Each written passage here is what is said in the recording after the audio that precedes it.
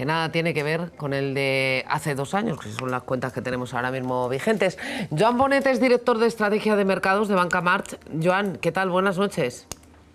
Hola, muy buenas noches. El panorama económico de aquí al de 2 años atrás es completamente distinto. Hace 2 años estábamos en una situación inflacionista, veíamos cómo estaban subiendo los precios y fue a peor. Esta semana tenemos cifras de inflación en Estados Unidos, tenemos cifras de inflación en la eurozona.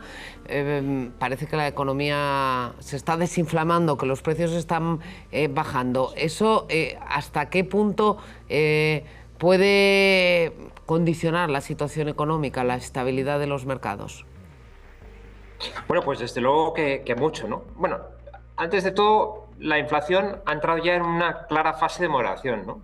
Y aunque todavía pues, no se han alcanzado los objetivos de los bancos centrales, los precios podemos decir que ya están dentro de una zona de confort que les va a permitir aplicar políticas monetarias que sean más expansivas y, en definitiva, continuar con los recortes de tipos, ¿no? Y digo esto porque en lo que hay que fijarse ahora es en la inflación subyacente, que es la que está más afectada por los costes de los servicios y es esa parte que cuesta más trabajo doblegar.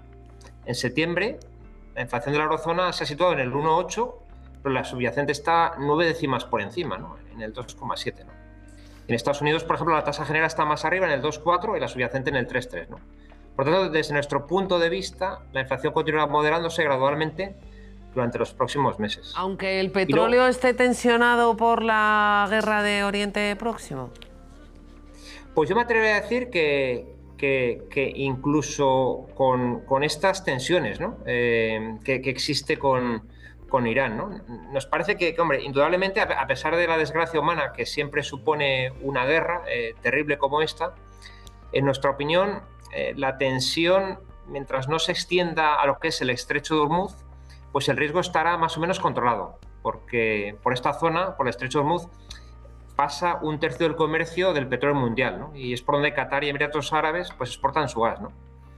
Por tanto, mientras esto esté más o menos controlado, pues hay que decir que es importante relativizar mucho la situación y tener en cuenta que un crudo a $80 por barril, en el fondo no es un precio tan caro, son $6 por debajo de comienzos de año y casi 13 menos que hace un año. Pues no nos pongamos nerviosos si lo vemos entonces a $80.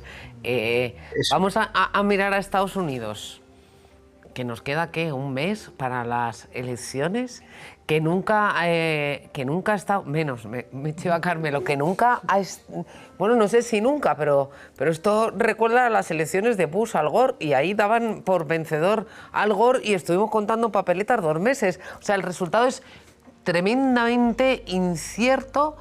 En este momento yo no sé si esa incertidumbre va a hacer mella en las inversiones en dólares, si eso se va a trasladar a Europa y en función de quién gane esas elecciones veremos cómo hay unos sectores que ganan más que otros.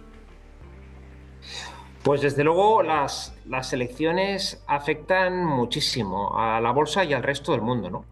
Yo un poco lo que diría es que, aunque bien sabemos que no se van a poder implementar, igual que pasa en España, ¿no?, una buena parte de los programas que se están anunciando, básicamente porque las cuentas públicas de ahora pues están en una situación de poca salubridad, ¿no? Hay un déficit fiscal de 7% y eso pues va a hacer difícil implementar muchas de las cosas que se dicen.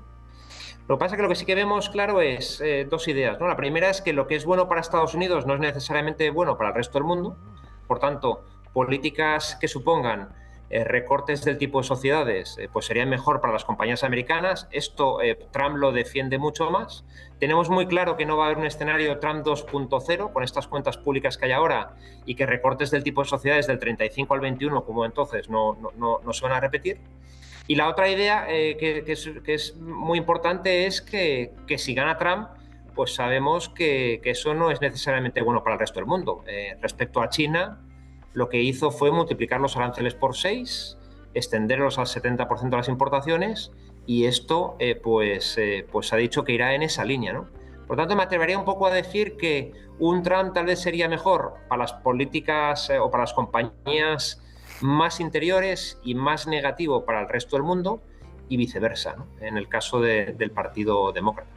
Bueno, vamos a seguir con muchísimo interés desde el punto de vista económico, político, de mercados, esa recta final de la campaña electoral. Joan, citabas a China. La economía china, claro, China es un gigante, mueve mucho, pero no está pasando precisamente desde el punto de vista económico por su mejor momento. Ha tenido problemas con algunos bancos, ha tenido problemas sobre todo con el sector inmobiliario, con la construcción. Han caído empresas enteras al más puro estilo capitalista, aunque no nos lo hayan contado con mucho lujo de detalles. ¿Ya ha pasado lo peor en China? Pues estamos muy cerca de ese momento. Efectivamente, el problema es estructural, el sector inmobiliario no termina de arrancar. Haría falta, según nuestros cálculos, 5 años para depurar el exceso de stock de viviendas que existe. Eso es un objetivo que el gobierno por fin ha reaparecido, ¿no? Y parece determinado a cambiar las cosas. Lo que pasa es que, modestamente, lo que pensamos es que después de estar desaparecidos, pues han empezado a hacer una serie de anuncios progresivos que han empezado con recortes de algunos tipos de interés, algunas políticas más monetarias, el tema fiscal de ahora, pero todavía es algo más de buenas intenciones que de realidades, ¿no? Y todo esto encima en un entorno, como decía antes, que si tenemos a un Trump en la Casa Blanca no será muy positivo para China. Nuestra sensación es constructiva, estas medidas son positivas. Si a partir del 5 de noviembre continúan los demócratas en Estados Unidos, probablemente podamos plantearnos incrementar exposición en China, ¿no? en las inversiones en China. Es un país que está muy barato y tiene grandes amenazas, pero en gran parte están metidas en el precio, ¿no? Pues hay que ir ajustando las carteras de aquí a final de año. Así que gracias por ayudarnos, Joan Bonet, director de Estrategia de Mercados de Banca March, un consejo de lujo. Gracias, buenas noches. Nada, un placer.